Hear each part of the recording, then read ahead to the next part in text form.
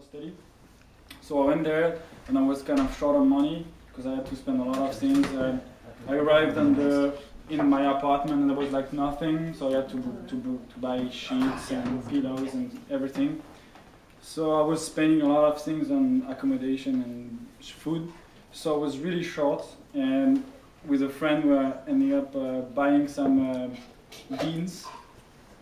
So we were like buying beans every day, and we bought like a lot of cans because it was like 50 cents or something. So we ended up like eating it for 2 weeks. Lunch and dinner, because it was like instead we preferred drinking and then having a Guinness and then beans. That's a balanced meal. So after 2 weeks we said it's enough, it's too much, we couldn't do it. Guinness And maybe like 2 or 3 months later, like one of my roommates made up, and he said, "Oh, I did something for you," and he made like a small sandwich and with beans, and I was no. So that's my start. Bean sandwich. I wrote a little one. I don't really have a story. We were in Washington, D.C. all weekend. Because I'll let my surfer, I'll dump the story on him because he used to live in Washington, D.C.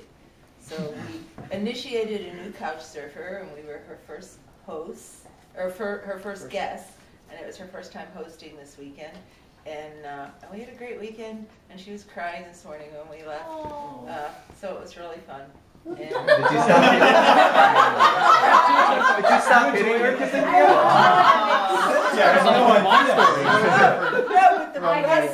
The best part is we went out to this, she had a friend who plays classical mandolin.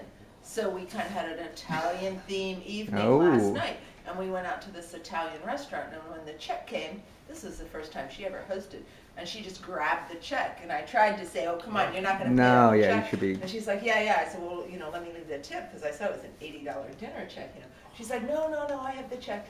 So I left a generous tip, and when we were walking to the car, Tim said to me, "We'll have to stay with first-time hosters more." Suckers. So that's my story. I brought wine.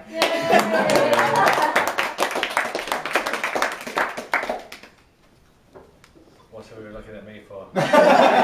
Tim.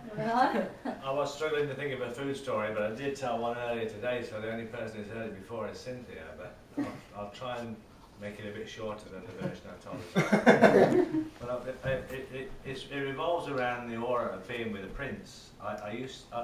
Through my sports studies as a young person, I got involved with a place called the International Olympic Academy in Greece, and I got voted as the spokesman for the English-speaking group in this large organisation, and the spokesman had to meet with the Prince George of Hanover, who was the member of the International Olympic Committee responsible for the International Olympic Academy. So we got to know him quite well, and although he was 60 and I was 21, I don't know, we just had a little bit of a click, and I sent a Christmas card I think that year. And later in that year, a letter comes through to me. Says, "Dear Tim, I'm really sorry. This is such short notice. It says, well, I've been invited to London for the Queen's silver wedding anniversary, I think it was. You haven't got time to reply to this letter, so I'd be really grateful if you could just call this number and that they'll know who you are, and just confirm whether you can come or not." So I rang this number, and the people went, "Hello, Buckingham Palace."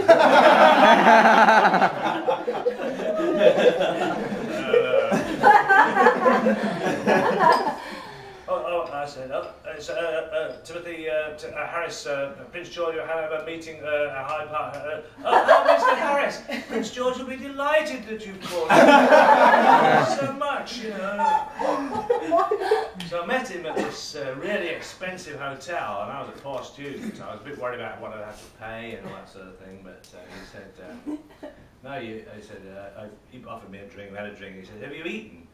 I said, "No, I haven't." He said, "Well, there's a very nice little French restaurant in Sloane Street, just around the corner from here, it runs down the side of Harrods, Sloane Street, so you get an idea of how expensive this restaurant was." I think, I can't, this is a month's money. But you worry about those, but of course he paid. And I spoke a bit of French, but I didn't speak any menu French. I didn't know what to order. The waiter, of course, comes, Prince George says, Tim, are you ready? We got to order? I said, no, I'll just wait for you. Prince George, you carry on. When he ordered, I said, oh, I'll have exactly the same. Sounds very nice, you know. So, the soup that he'd ordered was vichyssoise. I don't know if you know what vichyssoise soup is. It's kind of, it's a cold soup, first of all, and it's made of leek and potatoes, and they just serve it cold. So they bring, the waiter brings the soup over, and bring my soup up to the man and royalty is sitting there. Flowing cold soup. Idiot, you know. Yeah, so I was completely embarrassed about that. So I got through it anyway. I thought that was it. And then a year later, he said, I've been invited over, or 2 years later, I've been invited over for Princess Anne's wedding. I think it must have been, it was either 71 or 73. I might have got the two events the wrong way around. And we're sitting in the same hotel, and he says, would you like to eat in the grill bar here at the hotel, Hyde Park Hotel, Tim? He said, it's a very nice restaurant. Oh, thank you very much. I thought, great, it's in English, I'll be able to understand the menu. I won't make a fool of myself. So, down we went to this grill, and it's full of these rich old ladies, you know, with fruit bowls in their hands. These beige long overcoats, or whatever. And me and Prince George again. And I looked at the menu. The menu was like, it was to have a meal there would have cost me about a tenth of my monthly income. I'd started teaching by then. Just so expensive. I thought, I can't order anything. I'll feel too embarrassed. They might think I'm being a bit greedy if I ordered it. The French onion soup was £1.20, and this was early 70s. And all the other soups were 90 pence, which is 30 pence, a fifth less, so a quarter less. So, what is it about the French onion soup that's so delicious? You know, it must be really special. If he orders it, I'm going to order the French onion soup. So, and he did. He ordered the French onion soup and a steak. And so I did the same. The waiter brings it in these earthenware bowls, very round, with a very small hole in the top, and this perfume of this soup was fantastic. You know, just smelt unbelievable. So I'm just about to tuck into my soup, and the waiter comes back and says, "Would you care for some cheese, sir?" He's got Parmesan cheese. So he gives some cheese to Prince George, and then he gives. Yes, I'll have some as well, thank you. So I watch Prince George, and he stirs it around in his soup, and so I stirred my around in my soup, and then I pulled the spoon out, and all the cheese has coagulated into a big lump on the spoon. So there's a little spot of soup in the corner, and the rest of it's just this big lump of white sticky cheese. Oh, well, no problem, I'll just bite it off and, you know, that'll do. So I took the spoon, bit it off, put the spoon back down, and realised that I hadn't got all the cheese off. There's this big strand of cheese going all the way from there to the spoon. The Queen's cousin is sitting at the yard away from me, looking at me. Oh, yeah, let's go, he's doing it again.